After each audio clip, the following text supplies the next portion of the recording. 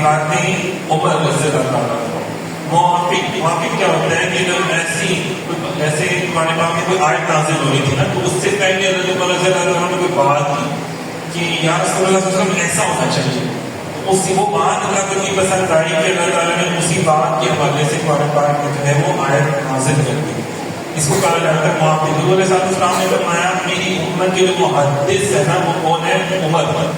اب محدث کہا جاتا ہے عام طور پہ جو حدیث پڑھانے والی شخصیت ہوتا ہے جو حدیث کا علم پتہ کر سکتے ہیں محدث اعظم فلاں مولانا جو ہے وہ محدث اعظم ہے.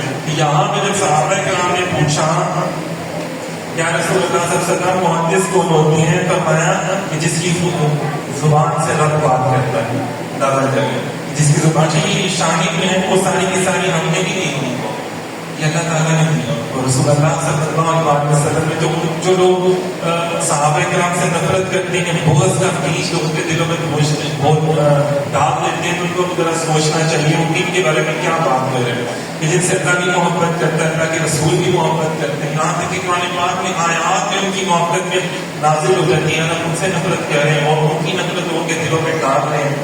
یہ دیکھیں حضور صلی اللہ علیہ وسلم نے فرمایا کہ میرے اصحاب جو ہے نا ان سے بغض ایسے ہی جیسے آپ نے مجھ سے بغض کرتا، ان سے محبت ایسی ہے جیسے آپ نے ان سے محبت. تو میں بھی یہاں پہ ہمارا موضوع ہے اس کی طرف آتے ہیں.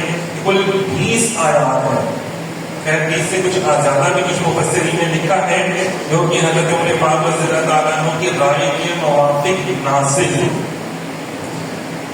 ایک بار حضرت عمر پاک رضی اللہ تعالیٰ عنہ نے عرض کیا رسول اللہ صلی اللہ علیہ وسلم کیا ہم مقامی ابراہیم کو مسجدہ نہ بنا لیں؟ مقام ابراہیم اس کو کہا جاتا ہے، مقام ابراہیم جو ہے وہ ایک پتھر کا نام ہے. مقام ابراہیم اس پتھر کے اوپر کھڑے ہو کر حضرت ابراہیم علیہ السلام نے خانہ کعبہ کو تعمیر کیا تھا. جیسے جیسے دیوار اوپر چلتی جاتی تھی وہ پتھر بھی اوپر ہوتا چلا جاتا تھا. خیر شروع میں تو وہ پتھر خانہ کعبہ کی دیوار کے ساتھ لگا ہوا تھا، بعد میں جب تعمیراتی کام شروع ہوئے تو پھر ایسا ایسا اس پتھر کو پیچھے کرتے رہے اور اب موجودہ جگہ پہ وہاں پہ موجود ہے. تو حضرت عمر رضی اللہ تعالیٰ عنہ نے عرض کیا رسول اللہ صلی اللہ علیہ وسلم تو کیا ہم مقام ابراہیم کو مسجدہ نہ بنا لیں؟ تو اس پر آیت کریمہ نازل ہو گئی قرآن پاک میں وَاتَّخِذُوا مِن مَّقَامِ إِبْرَاهِيمَ مُصَلًّى.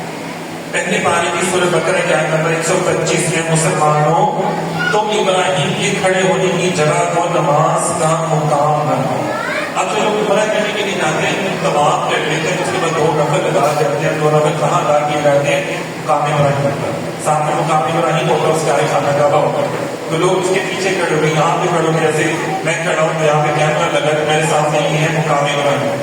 تو مقام ابراہیم کے پاس کھڑے ہو کے جو ہے وہ نفل ادا کرتے ہیں اور اس کے بعد پھر وہ جاتے ہیں وہاں پہ پانی پیتے ہیں، زمزم صفا مروا کے چکر لگاتے ہیں. پھر اسی طرح ایک بات حضرت عمر فاروق رضی اللہ تعالیٰ عنہ نے عرض کیا رسول اللہ صلی اللہ علیہ وسلم اگر ہم صفا اور مروہ کا طواف کریں تو کتنا اچھا ہوگا. یعنی طواف کریں اس کے صحیح کر لیں، چکر لگائیں نا. چکر یہ ہوتا ہے کہ ایک دفعہ میں صفا سے مروہ گیا تو ایک چکر ہو جاتا ہے، مروہ سے صفا واپس آیا تو یہ 2 چکر ہو جاتا ہے. ہم چکر سمجھتے ہیں گھوم کے واپس آنا، تو یہ حضور صلی اللہ علیہ وسلم نے فرمایا کہ ایک چکر ایسا ہو گیا.